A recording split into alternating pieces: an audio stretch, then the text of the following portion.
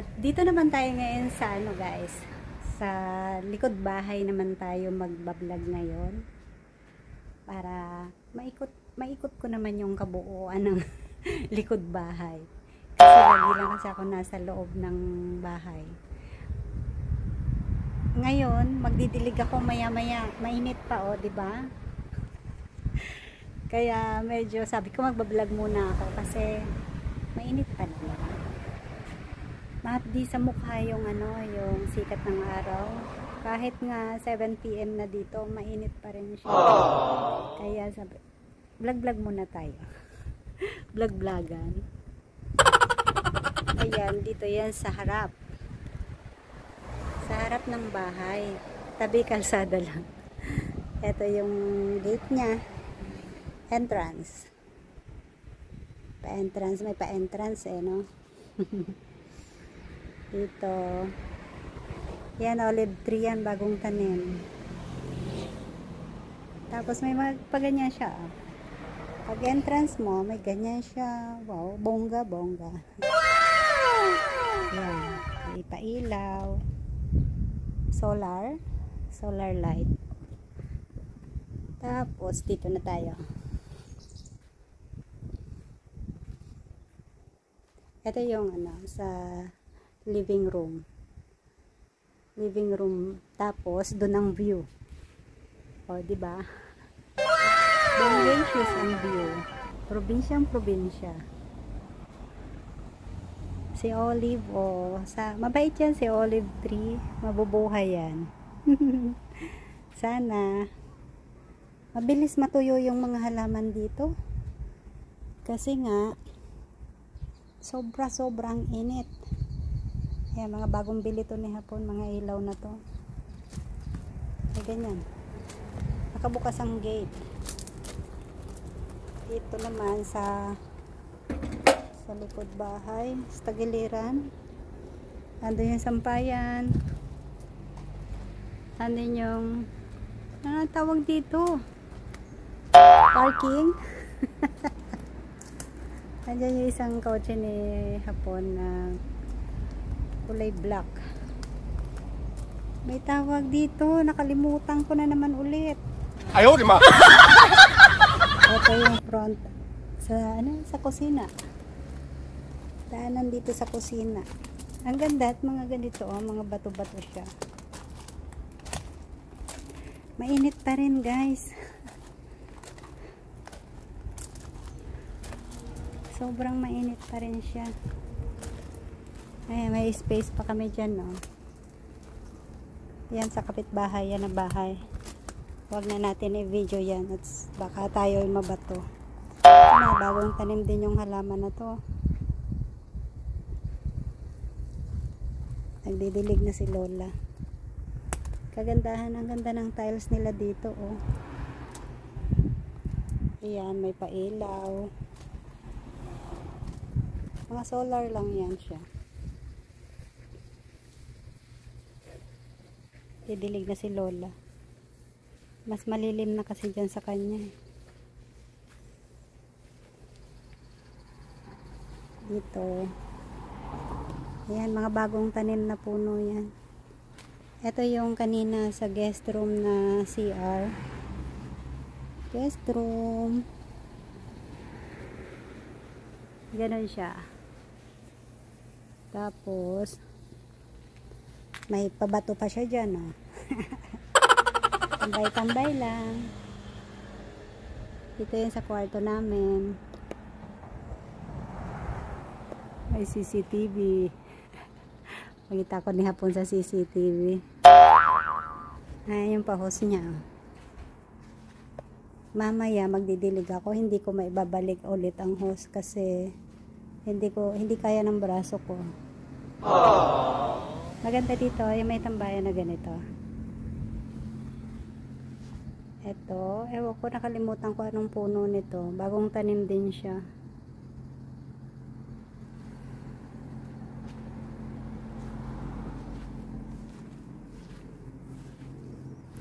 Nandiyan ako kanina, 'di ba? Sa guest room. Ito Nagpailaw pa siya dyan. Kasi natatakot ako madilim. Kaya dali-dali si hapon magpailaw. Kasi nagsasampay ako dito sa gabi para hindi ako talagang masunog na sa umaga. Kasi pag 7 AM na sobra init. Ito yung sa pag-entrance. Ganyan din. Ganyan lang. Ito sa sala. Sala. Ganda ng tiles nila dito. Pang ano, bongga-bongga yung tiles. Sana all. Ganyan ang tiles ng bahay. Dito may pintuan din siya. May daanan din. Daanan din siya. Nandiyan na. Nilabas ni hapon yung kanyang tsinelas.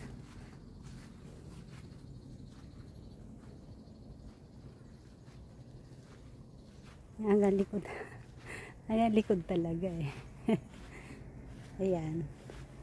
Tapos, ganyan din siya. Sa likod pa rin siya.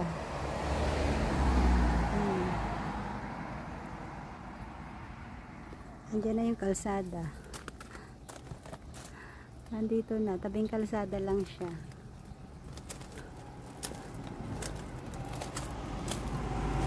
Ganda ng kulay. Ganda ng kulay ng ano. Ito yung sa tatami room eh. Ganda ng kulay. Ba't may papel nang nakalipad? May papel na nakalipad dito ah.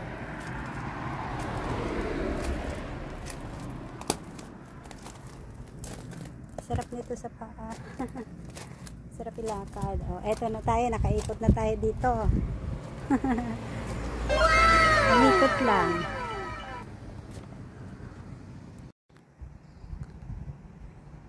Ayan siya.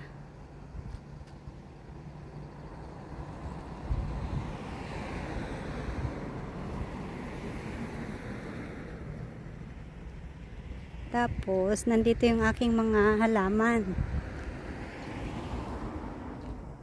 Ang aking pinaglilibangan dito. Pinagkakabisihan ko dito maghala-halaman. Naipakita ko rin to sa page ko. Mamaya didiligin ko to. Yan.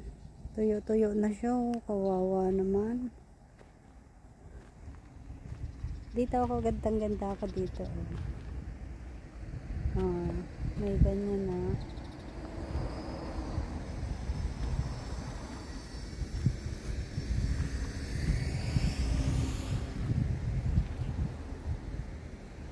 Ito, bigay lang to. Bigay lang to ni Lola. Yung kaibigan ni Hachiya. Ayun. Gamasan pa yan, no? This color. Ah, yung mga sunflower natutuyo na. Ano na yan? Naku, magdidilig na ako. Yan. Ito siya, mga nabubuhay na. Nung nakaraan, namatay yung mga nandito. Yung ulan init.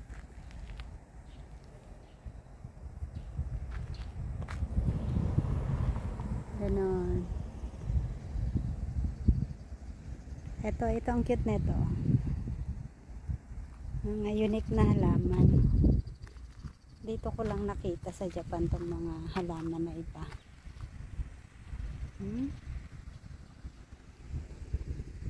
Ito may bulaklak agad. Ito meron ako ganito. Meron ako nito sa Pinas. Oh, yung rose. Tatanggalan ko yan ng bulaklak mamaya. Kasi natuyo na.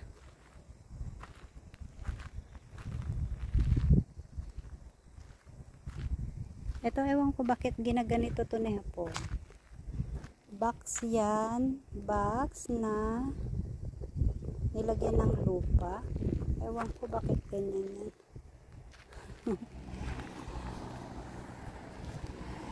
Dito ako nag-stretch ng aking katawan tuwing umaga. Stretch ako dyan. Lakad-lakad ako pa ganun. Kasi kailangan natin mag-stretch ng body. Yan ang aking morning view. Habang nagkakape ako, magmuni-muni ako dyan. Hanggang ngayon di ko pa rin maalala anong tawag dyan. Hindi yan garahe. Pinaparkingan lang yan ni Hapon ngayon kasi wala pa siyang parkingan. Anong tawag dito? Dito dati ang parking eh. Ngayon naging sampayan na. Ayun, dami niyang box oh. So, sobrang hirap ng pagkuha ng basura dito. Yan, sinusunog niya lang yung box. Ito yung kanyang kotse oh. Black and white. Ang init ng singaw. Parang bahay pa rin to eh. Yung laki niya, mukhang bahay pa rin.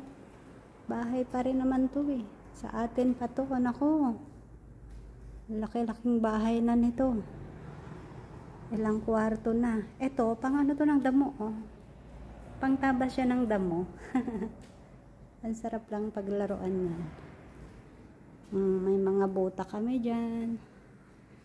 Yung puti, aking buta yon kasi maliit ang aking paa. Ito yung mga gamit noon ng tatay niya sa ano, pagtrabaho dyan sa ano yan, sa farm. May mga ganito pa oh. Nilinis ni Hapon kasi sa tatay niya daw yan. Mahal na yung tatay niya. Nalinis na siya. Yung mga lola friends niya na nag-aasikaso ng halaman niya. Dito tumatambay. Libre lang yung kanyang halaman, hindi na binibili. Sayang nga to oh, yung kanyang orchid. Inilabas niya. Ayan, nasunog na. Sayang. Ganda nito. Ayaw niya yung pahawak sa akin. Ayaw pa drive sa akin yan. Kasi nga, mabilis. Hanggang start lang ako dyan.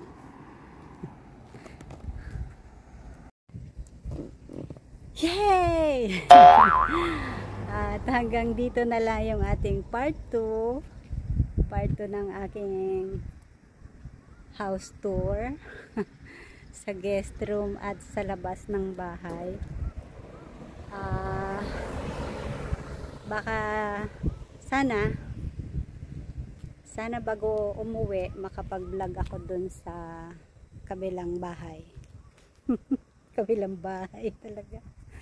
Makapag-vlog ako sa kabilang bahay kasi para medyo makita nyo rin naman kahit papano. Hanggang dun sa cabinet, pero yung cabinet namin wala na halos laman kasi pang 1 week na lang yung tinira ko pala. Natira kong damit, hindi tinira. Yan, pang 1 week na lang siya. Kasi pinahatid na ni Hapon sa sa airport para hindi kami mahirapan sa flight namin. 6 na maleta na pang check-in plus 3 yung hand carry, di ba? Mahirapan talaga kami no. Siya pala mahirapan kasi hindi ako pwedeng magbuhat ng mabibigat. Sasakit ang utak. Ayaw, di ma. Tutupakin ang utak ko noon. Hindi kaya. Ang bigat. Saka yung kanang braso ko kasi may arthritis na. Oh no! Kaya lalong hindi na kaya magbuhat ng mabibigat. Eto, magkakaroon dito ng Diyan sa kabilang kalsada. Magkakaroon dyan ng PWD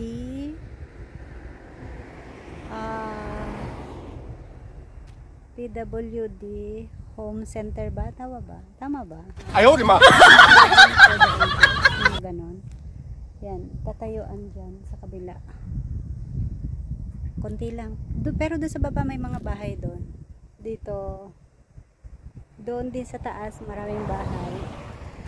Ang kapitbahay namin dito iisa lang. Ayun, medyo may sa kabilang kalsada. Okay na. Okay na rin. Kahit magtatawa ako dito, hindi masyadong rinig ng kapitbahay kasi lahat nasa loob lang sila. Sa loob lang sila lagi ng bahay. Yung mga Filipina friends ko dyan na nagtatrabaho sa TRS. Dun! 1, 2 yung pangalawang red na bubong yan, na pinpoint na ng kamay ko. Yan, 6 sila. Bukas nandito sila sa bahay.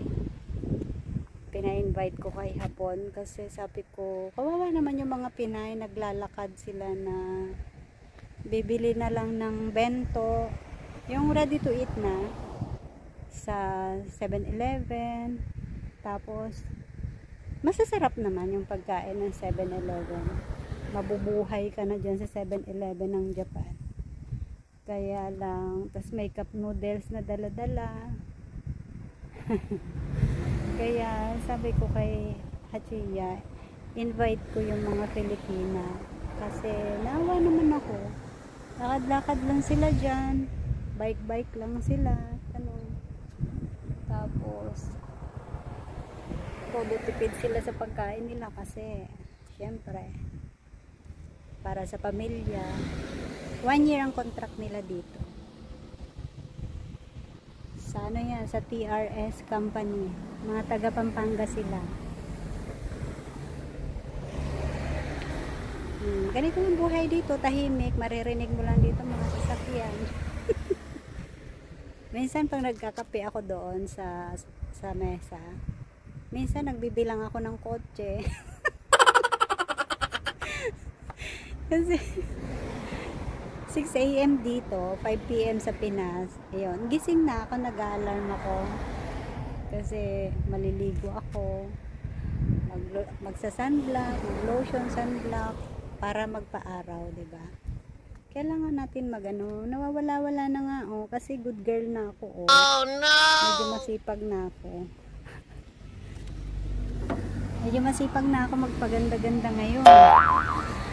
Ay, tayo pasok na. Nakakahiya, pinagtitinginan ako ng mga Hapon. Dumaan. Baka ano isipin, sabihin, ano ba yun? Pinagagawa ng babae na yun. Bye bye po. See you on my next vlog.